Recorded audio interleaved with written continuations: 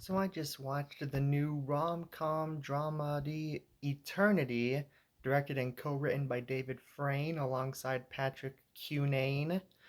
In terms of why I watched this movie, I saw the trailer for it a while back, and it looked like a pleasant enough romantic comedy with a bit of a weird twist to it in terms of being set in the afterlife. So I thought, what the heck, I'll check it out.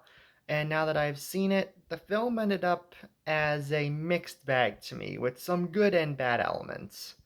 So, first of all, the directing and cinematography in here are good. Like, they have a clear vision for how they want it to look. The movie did present me with multiple spin offs that I would have rather watched. Like Barry Primus and Betty Buckley as the old couple at the beginning were charming. Like a film about them, I think, could have worked.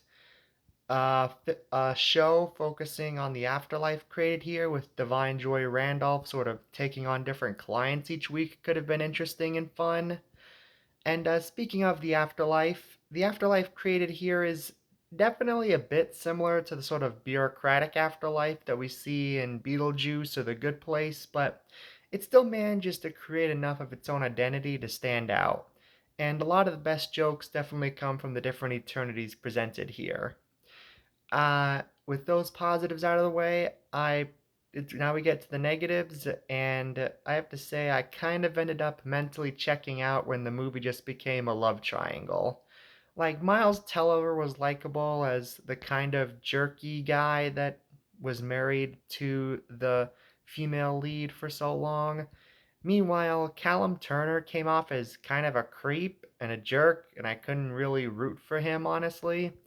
And Elizabeth Olsen almost felt like a Mary Sue here. Like her whole performance basically can be summed up as, huh, what, I don't know what to do. I don't know what to do. I'm so confused. I don't know what to do. Like that's basically her whole performance, and basically anybody could have played it. I didn't really care who Elizabeth Olsen ended up with, and I feel like most of the fun aspects of the afterlife were abandoned after this point. And any themes that are explored in this portion of the film are just kind of explored in a very shallow way. And I also didn't really care about the weird rivalry between Divine Joy Randolph and John Early. Not a lot to say here. It's not a bad movie, and I could see some people getting more into it than me.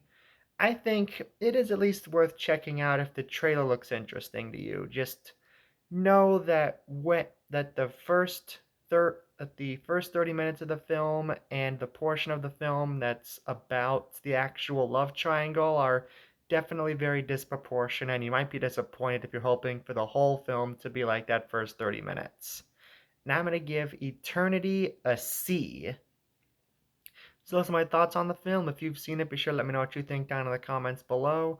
Thank you so much for watching. Be sure to subscribe to see more reviews like this in the future. And on that note, I will see you next time. Have a great day.